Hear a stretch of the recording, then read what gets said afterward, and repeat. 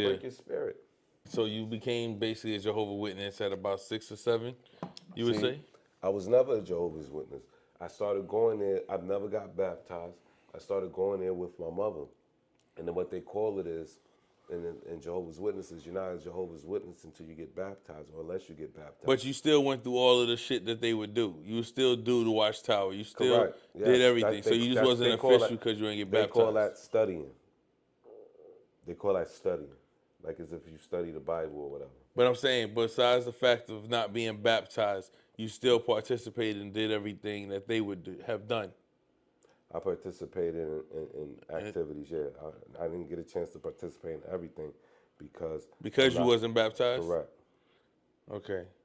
What effect did that have when it came to religion? What do you mean? So you had a chance to be with your father in a Okay, Pentecostal. okay, You had a chance to be in the Kingdom Hall with your mother. okay.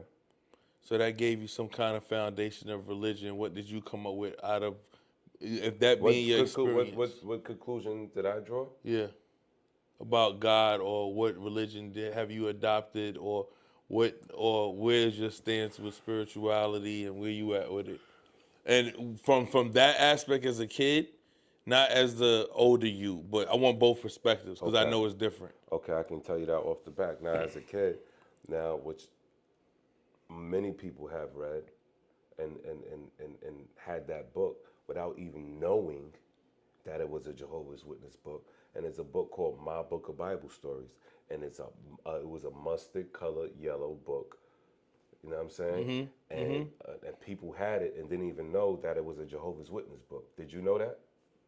And it was because it was in most kids had it, and I didn't even realize that. I low key remember that joint. I Yeah, low key remember that yeah, joint. and it had a bunch of Bible stories in it, right? So mind you, these are my bedtime stories. When my moms would read me bedtime stories, she would read me my book of Bible stories, you know?